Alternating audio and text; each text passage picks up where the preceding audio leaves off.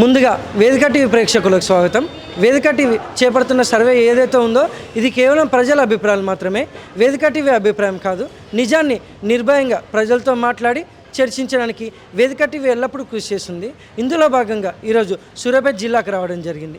మరి ఈ సూర్యాపేటలో ఉన్నటువంటి కొత్త బస్ స్టాండ్కి చాలా గ్రామాల నుంచి ప్రజలు నేరేడుచెల్ల, భీమారం, కోదాడ, ఖమ్మం, తుంగతుర్తి, తొర్రూరు, మహబూబాబాద్ నుంచి ప్రజలు ఇక్కడికి రాకపోకలు సాగిస్తుంటారు.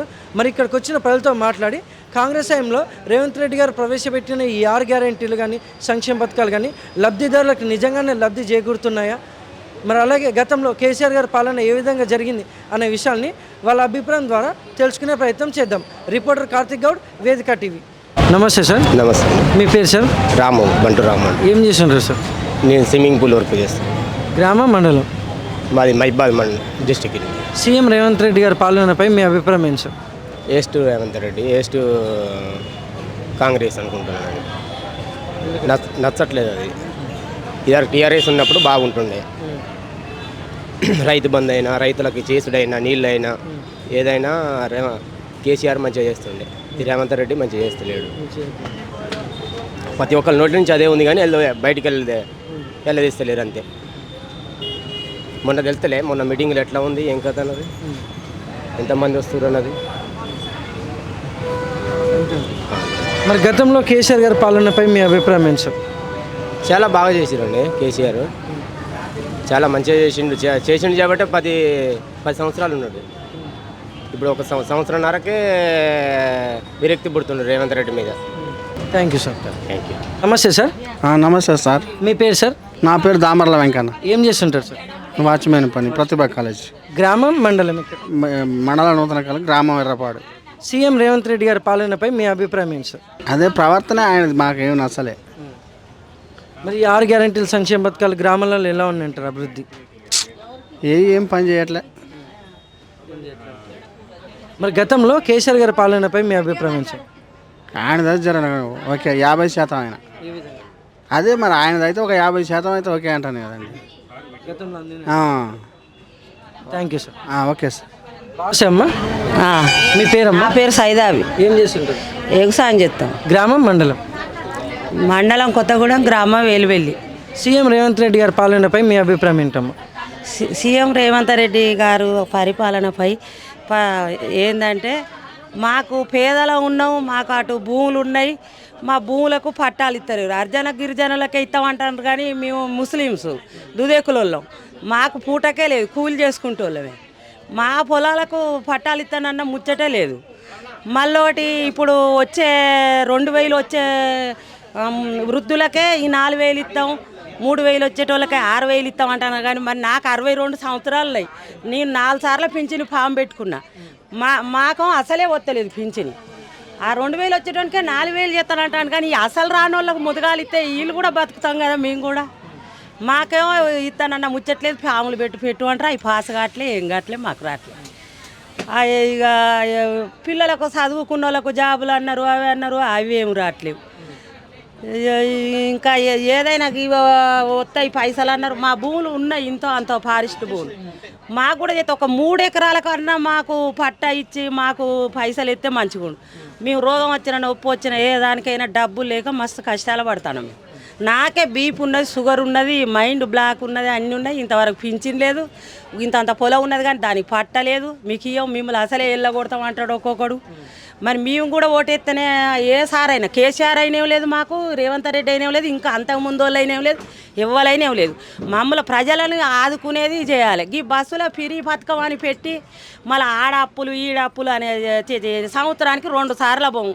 ఈ ఫ్రీ అంత ఎందుకు చదువుకున్న పిల్లల మందం పెట్టి 2 సార్లు పెట్టేవాళ్ళం. మేము డబ్బులు ఇవ్వలేమా? నువ్వు మా కాడ వ్యవసాయం కాడ అన్ని సకరంగా సాయం చేస్తే సంవత్సరానికి 2 సార్లు పోతాం.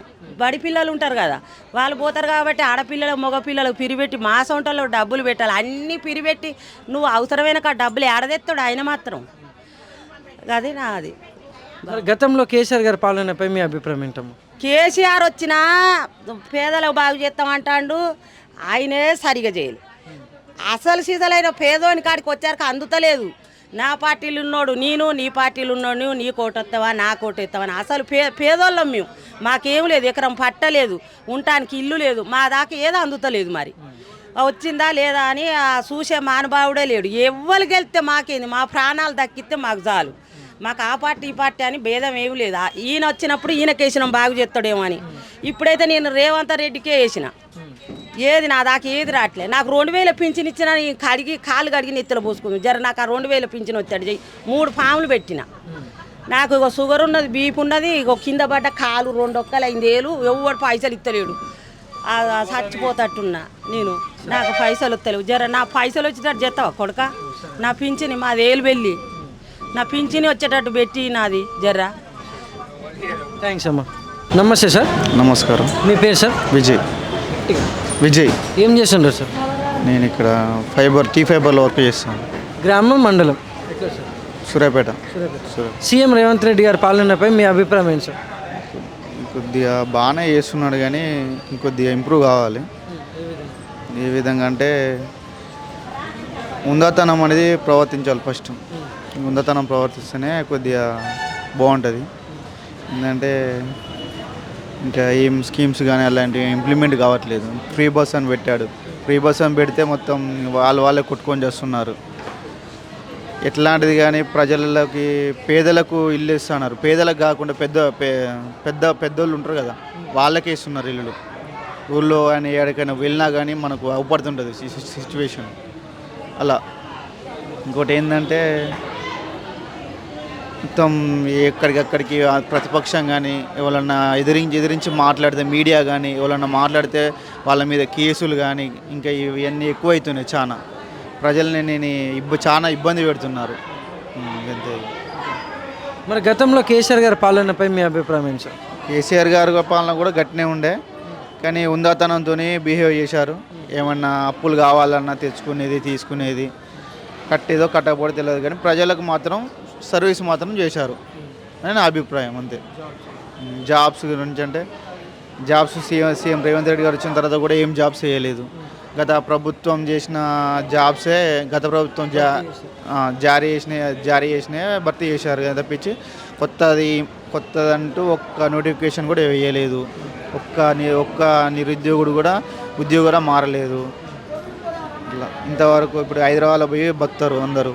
నిరుద్యోగులు కానీ చదువుకున్న పిల్లలు కానీ వెళ్తారు. వాళ్ళు వెళ్ళినా కూడా మహా అంటే వాళ్ళకు శాలరీ 15,000కు 10,000కి ర్యాపిడో కొట్టులు ఉంటారు. వాళ్ళకు చాలా ఇబ్బంది అవుతుంది. అక్కడ నోటిఫికేషన్ జారీ చేయాలని వేదిక టీవీ నుంచి మేము కోరుతున్నాం. Thank you sir.